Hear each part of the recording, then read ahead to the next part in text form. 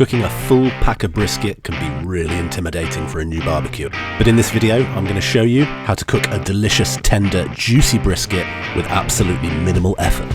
It's easy to follow, low risk, and gets you amazing results. So let's do this.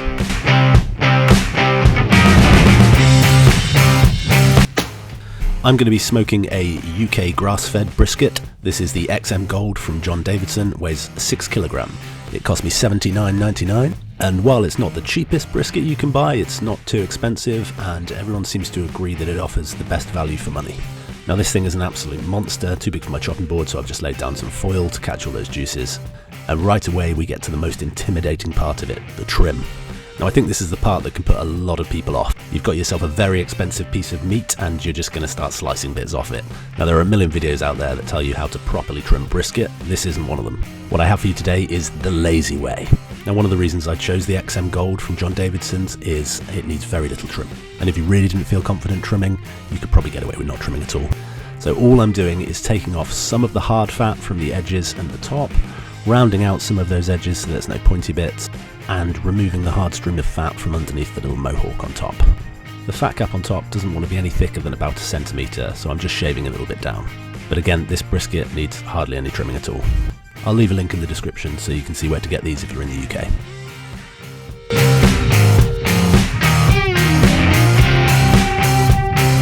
And once the top half's to your liking, just flip it over and just take off any hard bits of fat or silver skin that you find on the back. And now it's time for the rub. I'm going with a simple salt, pepper and garlic granules all over to start with.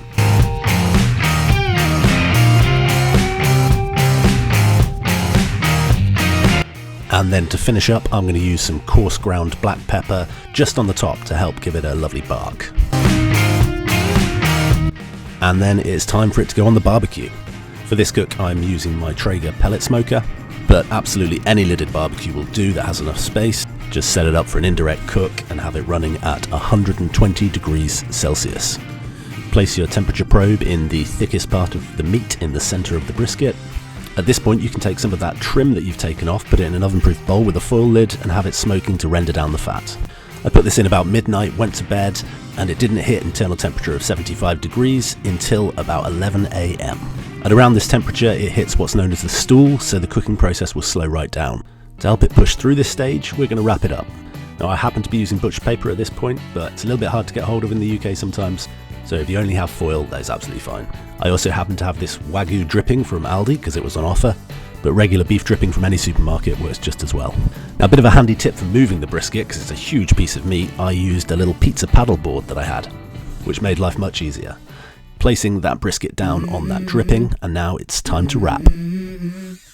Let's go. Job cash in for a ticket. I'm going on a trip and I don't plan to visit. I'm gonna stay there till I feel like I'm winning. Oh, and this is just the beginning.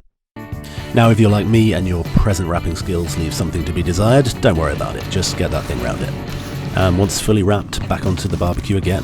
So you can see how easy this has been so far. I haven't spritzed it or anything. Most of the cooking happened when I was asleep. Just place your thermometer back in, close the lid and wait until it hits 95 degrees internal temperature. I always like to get a second opinion with a handheld probe, and this also gives you the ability to check the tenderness. It should go through just like butter. For me this took about 4 hours to get up to 95, but this can vary, so give yourself lots of leeway in this next step. Resting your brisket is super important, don't just cut straight into it. At a bare minimum, rest it on the side for an hour, but ideally longer in a cool box. And once it's had at least 2 hours in the cooler, it's time to take out and unwrap. And as you can see, this brisket has ended up with beautiful black smoky bark. I think that black pepper really helps with that process. And once you've taken away the wrap, it's ready for the final step of adding that rendered beef fat that we've had smoking alongside it. If you didn't do that, you could just use some beef dripping, melt it down, pour it over. And with that done, we are ready to get the ultimate in all barbecue shots, slicing into a full pack of brisket, the culmination of 18 hours of cooking. Yes, so actually what ended up happening is I passed the camera to my wife and she forgot to press record. So instead of that beautiful side-on shot of the brisket being cut, and I do that thing where I balance it on a knife, you are going to be treated to a slightly off-center bird's eye view. Enjoy. So you want your first cut to be roughly in the middle, thus separating the point and the flat. Don't worry about pinpoint accuracy, just cut the thing in half. And for display purposes, take the flat, put it on top of the point, and do your best not to press onto it to squeeze out the fat unless you want the people of the internet to be very angry with you. And we're going to cut the point first, so I'm just taking the flat and rubbing it in some of that fat to stop it oxidizing. Now the point wants to be cut at a 90-degree angle to your original cut, because this will allow you to be cutting against the grain. And as always, this is the point where you get to try some as the chef. You've worked hard at this, you deserve a few extra bites. And now that we've got the side camera working again, you can just see how beautiful this brisket has turned out. It's got a great bark, a beautiful smoke ring, and is tender and pull apart without being mushy. Chop some of the edges up into little burnt ends, these are delicious. And then we're on to slicing the flat.